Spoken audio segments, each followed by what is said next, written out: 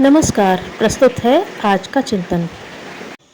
हम क्यों पैदा हुए हैं, इसका उत्तर शायद हम न दे सकें, किंतु जब पैदा हो गए हैं तो हमें जीवन में क्या करना चाहिए, इस प्रश्न पर अब आसानी से सोचा जा सकता है। जब हम इस समाज के सदस्य हैं तो हमें अपनी सदस्यता का चंदा देना चाहिए, जो हमारा अनिवार्य कर्तव्य है। समाज को यह चंदा केवल धन के रूप में नहीं दिया जा सकता। इस चंदे के रूप में तो हमें अपनी प्रतिभा, परिश्रम और त्याग के बल पर समाज को ऐसी चीज़ें देनी चाहिए जिससे समस्त समाज का जीवन भविष्य में सुखमय और उन्नतिशील बन सके। अपने समस्त जीवन के कार्यकलापों का सिंहावलोकन करके यदि उसे यह अनुभव होता है कि उसके जीवन से समाज को कोई हानि नहीं हुई, पर लोग संतोष की सांस लेने के बजाय एक ठंडी आह भरकर कहें कि एक भला आदमी चला गया, तो समझना चाहिए कि वह अपना कर्तव्य पूरा करके गया है। कौन कितना करता है, यह साधनों, सामर्थ्य और परिस्थितियों पर निर्भर है। अपने साधनों और सामर्थ्य के अनुसार किसी रूप में समाज की सेवा करके आप भी अपने समाज के ऋण से उऋण हो लीजिए, ताकि अंत समय में आप यह संतोष प्राप्त कर सकें कि आपने अपना कर्तव्य पूरा कर लिया है। प्रजापति ब्रह्मा जी ने मनुष्य को उत्पन्न किया। मनुष्य ने अपना सारा जीवन दुख, कष्ट और अभावों से घिरा देखा, तो उसने पितामह विधाता से शिकायत की, भगवान, इस संसार में असहाय छोड़े गए हम मनुष्यों की रक्षा और पोषण कौन करेगा? पितामह बोले, यज्ञ तात, यज्ञ तुम देवताओं को आहुतियाँ प्रदान करना। यज्ञ द्वारा तुम देवताओं को आहुतियाँ प्रदान करना। संतुष्ट हुए देवता तुम्हें धन, संपत्ति, बल और ऐश्वर्य से भर देंगे।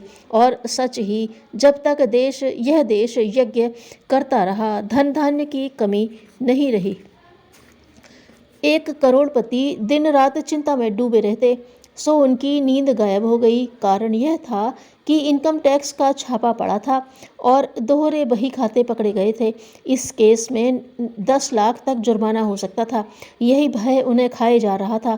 एक विचारशील व्यक्ति उनके मित्र थे। वे आए और घुल मिलकर बातें हुई।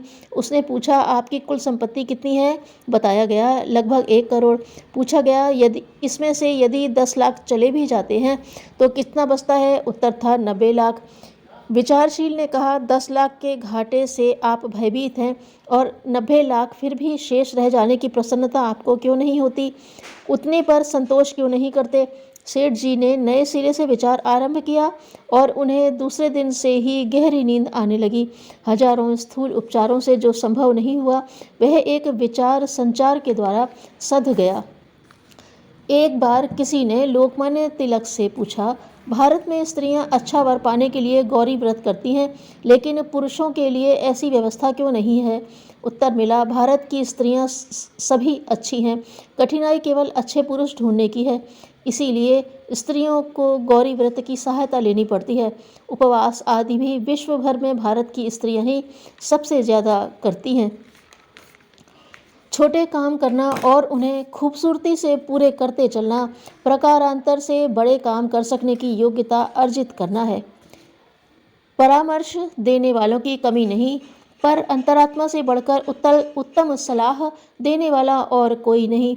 भटकाने वाले बहुत हैं, पर लालच से बढ़कर धूर्त और कोई नहीं।